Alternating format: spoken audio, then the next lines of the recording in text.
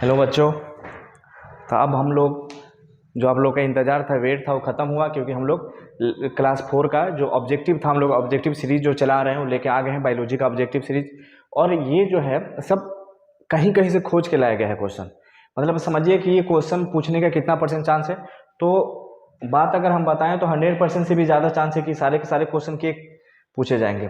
ये बात आप लोग ध्यान रखिएगा क्योंकि ये अब इसमें लिखा हुआ रहेगा कहीं कहीं कि बिहार बोर्ड कौन किस में पूछा गया है। ठीक है, तो चलिए हम लोग एक एक करते हैं, एक एक करके देखते हैं। और आप लोग पहले भी बता दिए और अभी भी बता रहे हैं कि इसको आप लोग कॉपी नोट खोल लेना है और इसको नोट करते जाना है। और जैसे आज लेक्चर है, फिर कल पर डे लेक्चर आते रहते हैं। पर डे कितना 10-10 ऑब्जेक्टिव आते रहता है। तो ऑब्जेक्टिव जो पहला याद किया ना उसको भी रिवीजन करना जरूरी है। एग्जाम तक तो कम से कम रिवीजन करना पड़ेगा ना।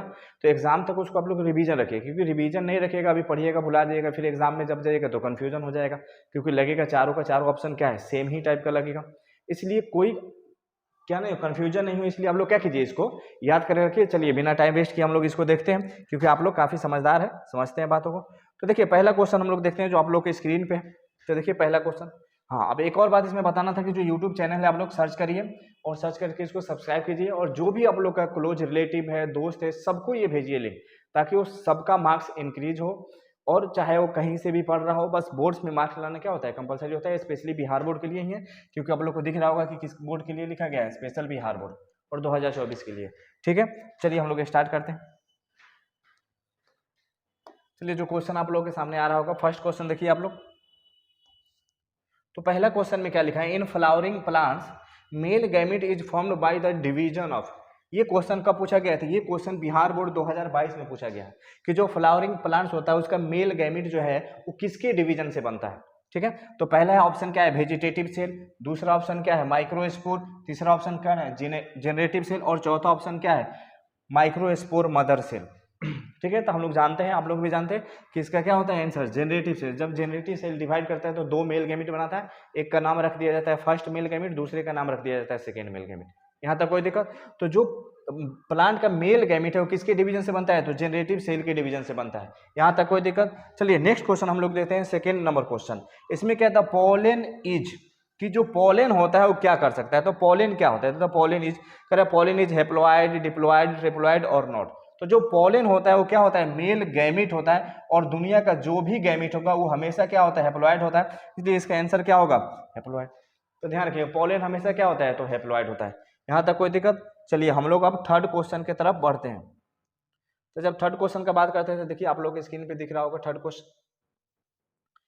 चलिए थर्ड नंबर क्वेश्चन क्या है, the pollen grain can be store for the several years in liquid nitrogen having temperature of. कह रहे हैं कि जो पोलन ग्रेन होता है उसको बहुत साल तक हम लोग स्टोर कर सकते हैं, किसमें, लिक्विड नाइट्रोजन। लेकिन उसका टेम्परेचर क्या रहना चाहिए, तो हम लोग भी, आप लोग पढ़े होंगे, पढ़ाए, हम भी पढ़ाए कि लिक्विड नाइट्रोजन कितना होना चाहिए, तो -196 डिग्री सी होना चाहिए। कोई दिक्कत? देखिए ऑप्शन क्या है, -120, 18, इसलिए इसका आंसर कौन जाएगा, सी। देखिए -190 डिग्री सी, थोड़ा सा मिस्टेक हो गया है जो इसको टाइपिंग किया। ठीक है, -190, -196 डिग्री सी होना चाहिए टेम्परेचर, उसमें किसमें, लिक्विड नाइट्रोजन में। तो अगर बात करेगा थर्ड नंबर क्वेश्चन का, तो थर्ड नंबर क्वेश्चन का आंसर कौन जाएगा, तो थर्ड नंबर क्वेश्चन का आंसर जाएगा सी। अगला क्वेश्चन देखिए, 4 नंबर क्वेश्चन, जो 4 नंबर करे कि टिपिकल, फोर्थ नंबर क्वेश्चन का बात करेगा कि ये typical angiosperm embryo sac at maturity is. कह रहा है कि जो टिपिकल एंजियोस्पर्म होगा वो मेच्योरेशन के समय उसका एम्ब्रियो सेक क्या होगा। तो ऑप्शन देखिए, पहला ऑप्शन दिया है 8 न्यूक्लिएटेड एंड 7 सेल स्टेज का। अगला कह रहा है 7 न्यूक्लिएटेड एंड 8 सेल स्टेज। अगला कह रहा है 7 nucleated and 7 cell stage, 8 nucleated and 8 cell stage. तो हम लोग पढ़े हैं कि कितना होता है, तो 8 न्यूक्लिएटेड और 7 सेल स्टेज का होता है, इसलिए इसका आंसर कौन जाएगा, ए। तो फोर्थ नंबर का क्वेश्चन का आंसर कौन जाएगा, ए। यहाँ तक कोई दिक्कत? चलिए, क्योंकि एंजियोस्पर्म का जो फीमेल गैमेट होता है या गैमेटोफाइट होता है, एम्ब्रियो सेक उसको बोला जाता है। तो मेचुरेशन के समय उसमें क्या होता है, तो 7 सेल और 8 न्यूक्लियस स्टेज का होता है। ये क्वेश्चन बिहार बोर्ड में बार बार पूछा जाता है, सब जगह पूछा जाता है। मेडिकल एग्जाम भी कोई कोई दीजिएगा आप तो उसमें भी पूछा जाता है। चलिए क्वेश्चन नंबर 5। तो क्वेश्चन नंबर 5 का बात करते हैं, तो देखिए क्वेश्चन नंबर 5 में क्या लिखा है। तो क्वेश्चन नंबर 5 में क्या लिखा है कि albuminous seed store their reserve food mainly. Albuminous seed उसी सीड को बोलते हैं जो क्या करता है, फूड को स्टोर करता है।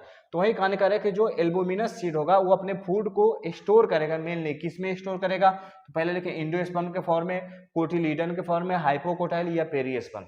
ठीक है, तो जो स्टोर फूड होता है किसमें, एल्बुमिनस सीड में, उसी को हम लोग क्या बोलते हैं, पेरिस्पर्म बोलते हैं।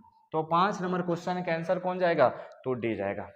5 नंबर क्वेश्चन का आंसर डी। आप लोग लिखते जाइए इसको और रिवीजन में भी रखिएगा। क्वेश्चन नंबर 6 देखिए, तो क्वेश्चन नंबर 6 का बात करेगा, which one of the following is parthenocarpic. Parthenocarpic को हम लोग वैसे फ्रूट्स या को बोलते हैं, वैसे फ्रूट्स को पार्थिनोकार्पिक बोलते हैं जो ओवरी से विदाउट फर्टिलाइजेशन क्या हो जाता है, बनता है। तो पहला ऑप्शन देखिए जैक फ्रूट एग्जांपल दिया, दूसरा बनाना, तीसरा ब्रिंजल और चौथा, ये तो ब्रिंजल फ्रूट है ही नहीं। हाँ, बात करते हैं इसमें, तो इसमें याद रखिएगा बनाना, और बनाना जो होता है वो नेचुरल पार्थिनोकार्पिक होता है। कोई दिक्कत, तो अगर बात करते हैं 6 नंबर क्वेश्चन का कि पार्थिनोकार्पिक फ्रूट कौन होता है, तो बनाना होता है। चलिए अगला क्वेश्चन का बात करते हैं। 7 नंबर क्वेश्चन कह रहा है कि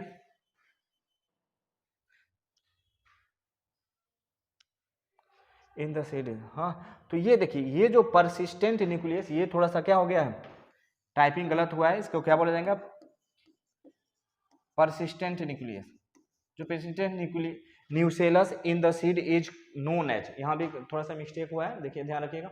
तो जो न्यूसेलस प्रेजेंट रहेगा सीड में, ठीक है, persist nucellus in the seed is known as, तो जो न्यूसेलस प्रेजेंट रहेगा जो सीड में, उस सीड को हम लोग जैसे कहाँ पे प्रेजेंट रहेगा, तो पहले लिखा है टेगमेन, दूसरा चलाजा, पेरियस्पर या हाइलम, उसको हम लोग क्या बोलते हैं, persist nucellus is known as, जो न्यूसेलस प्रेजेंट रहता है उसको हम लोग क्या बोलते हैं, तो उसको हम लोग बोलते हैं पेरियस्पर्म।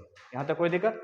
चलिए अगला क्वेश्चन, तो वही बात करेगा 7, ये परसिस्ट लिखा है थोड़ा सा इस यहाँ पे टाइपिंग हुआ। अगला बात करेगा कि डबल फर्टिलाइजेशन, यहाँ पे देखिएगा अगला नेक्स्ट क्वेश्चन का हम बात करते हैं कि डबल फर्टिलाइजेशन, क्वेश्चन हमारा double fertilization is exhibited by, कि इसमें जो है डबल फर्टिलाइजेशन कौन सा शो करता है, किसमें एग्जिबिट मतलब शो करना, कौन शो करता है, पहले लिखा है अलगी, दूसरा फंगी, अगला एंजियोस्पर्म और जिम्नोस्पर्म। तो हम लोग पढ़े हैं कि डबल फर्टिलाइजेशन सिर्फ किस में होता है, तो एंजियोस्पर्म में होता है। ठीक है, तो क्वेश्चन नंबर 8 का आंसर कौन जाएगा, तो 7। यहाँ तक कोई दिक्कत। तो क्वेश्चन नंबर 8 के आंसर का बात करेगा तो कौन सा आंसर होगा, सी। क्वेश्चन नंबर 7 का बात करेगा तो कौन सा आंसर था इसका, पेरियस्पर्म। चलिए आगे हम लोग बढ़ते हैं, देखते हैं क्वेश्चन नंबर 8 के बाद आता है क्वेश्चन नंबर 9। तो क्वेश्चन नंबर 9 को देखिए आप लोग कि क्वेश्चन नंबर 9 में क्या है।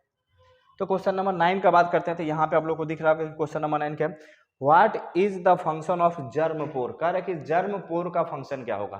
तो जर्म पोर क्या होता है, एक लोकेशन होता है पॉलिनेन में जहां से पॉलिनेन क्या होता है, बाहर होता है, और जहां पे स्पोरोपोलिन क्या होता है, एब्सेंट होता है। कह रहे हैं इमरजेंस ऑफ रेडिकल, तो वहां से रेडिकल इमर्ज करता है, निकलता है। एब्जॉर्प्शन ऑफ वाटर, सी में ऑप्शन क्या लिखा है, इनिशिएशन ऑफ पोलन ट्यूब, कि पोलन ट्यूब का इनिशिएशन। अगला क्या होता है, रिलीज ऑफ मेल गैमेट। तो इससे क्या होगा, आंसर क्या होगा, रिलीज ऑफ मेल गैमेट। जो मेल गैमेट है वो जर्म पोर से क्या करता है, रिलीज करता है।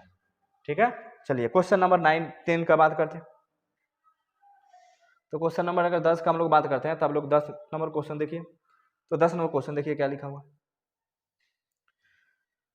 तो 10 नंबर क्वेश्चन का बात करते हैं कि यहाँ पे देखिएगा एडवांटेज ऑफ क्लिस्टोगेमस इज, जो क्लिस्टोगेमी फ्लावर्स होता है उसका क्या एडवांटेज है।